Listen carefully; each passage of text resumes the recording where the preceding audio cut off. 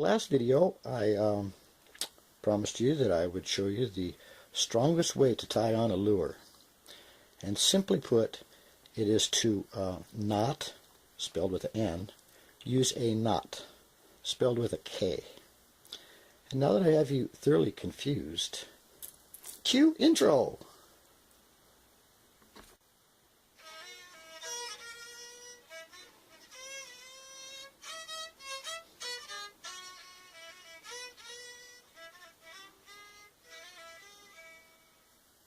Let me explain.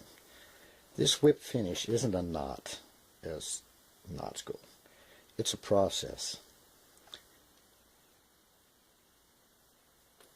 We can tie it right onto a snap, like this. You just make a circle, kind of like when you're doing on a hook.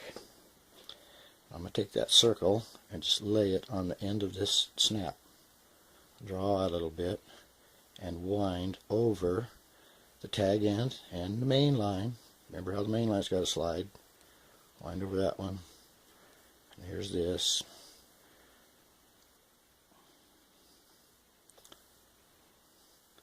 I don't know how many wraps I gave it.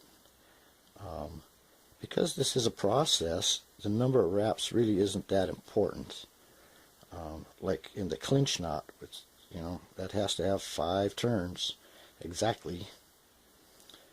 And I drew up the slack.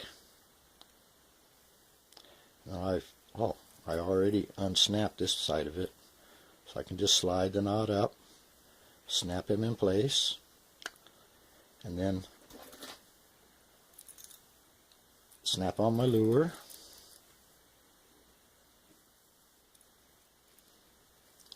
And I am ready to go fishing.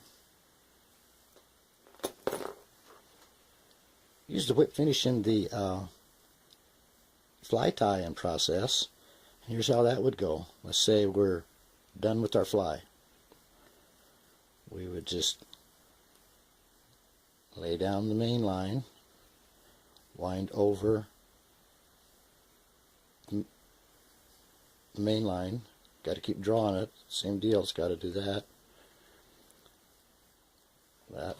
Draw up our slack. Cut our line. Our fly's done. The whip finish when we're putting the guides down and we're making fishing poles, you start by laying down the tag end, winding over that, continuing wrapping, and then you would lay down this loop.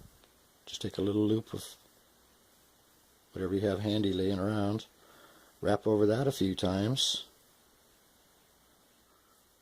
like it is, cut your line, stick it through the loop, draw your loop up, push your line to be tucked under then. If you're poor, give it a little coating of super glue. Do that with the other side of your guide, and you got a new guide on. Enough talk about the whip finish.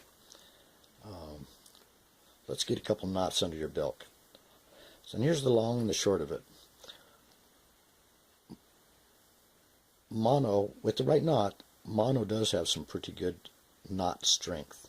If we just throw an overhand loop to it, like that, we'll cut it in half. So clunky 40 will become 20. So I'm going to show you one knot and 2 loops, and that'll pretty much cover most of your needs. First, the loops. Let's say we want a dropper line on a sinker or something, and we want it to be able to break away if we get it hung up. So what we'll do, here, I'll tie it with this big old braided. Here we are. Take your line, just make a loop, and twist it around once, come up once, tighten it down, and we have created what they call a turtle knot, and that is half strength. If we want a strong loop, maybe start with a little bit more, A little bit more, I said. Lay that down. Come up once. That's a turtle knot. Do one more turn. Draw that up. And we have created a surgeon's loop. And that's strong. Now for tying on lures and terminal tackle, we call it.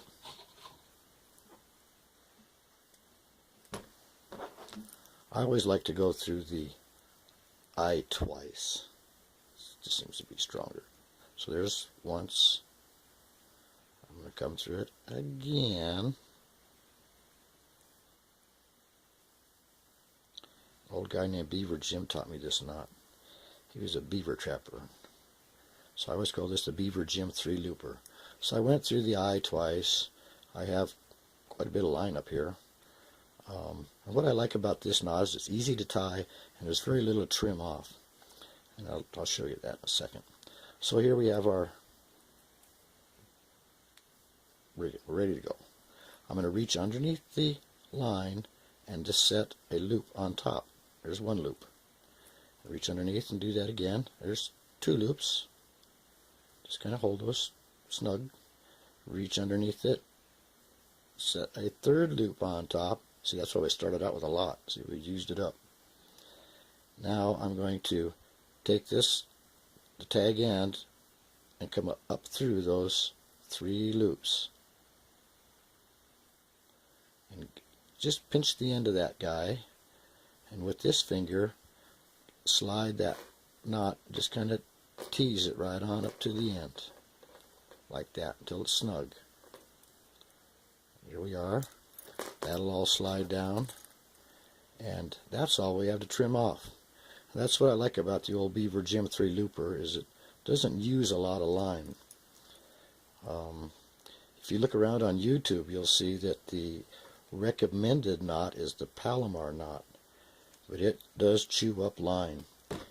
It's pretty strong, but not really any stronger. So that's why the 3-loop noose or slip knot is my go-to knot for all my fishing when I'm tying on stuff. I guess I could show you the Palomar knot just so you could see it. They're looping it over. And because it's doubled like that, it creates a double line like we did with the Beaver Jim 3-looper. Stick that up, slide it up, make an overhand loop with this guy. Pull your lure up through this. Draw the whole shittery up. I don't want to draw.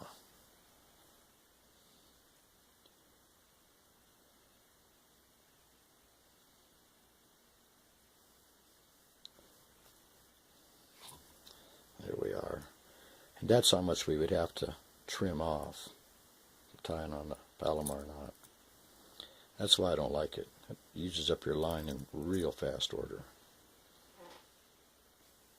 Before I made this video, I thought I'd conduct a little test. And so I tied some various knots on a snap. And I used my fishing scale. And from my test, I had this old cheesy braided line that came with this reel when I bought it years ago. Anyway, I tied my Beaver Jim 3-looper on it and pulled it, and it popped at 13 pounds. So then I tied a Palomar knot and pulled that, and it popped at 14 pounds. So then I tied my whip finish on the snap and pulled it, and that popped at 20 pounds. And then I thought I would conduct that experiment again, so I tied another knot on it and tightened up the drag, put my thumb on the reel and pulled on it, and it actually pulled the line down into the reel and broke it there. That was that far away right there. And when your line gets pulled down into the reel like this, see, it's going to be like stuck. I'll see if I can get it out right now. Oh, daggone, it's stuck down in there good. Oh, there's coming out. Well, I thought it was. Okay, there we go. We're free. When a fish does that to you, well, if you run your drag too tight, there's a chance that a fish will do that to you. We call that being tight-lined. And in this case, it actually pulled it down and, for some reason, broke it in here. I think that's about enough for today. I think on this next one, I'll show you how to run sliding bobbers, sliding sinkers, which means you're going to need to know about stopper knots and the importance of bumper beads. Oh, I can hardly wait. Till then, y'all take care.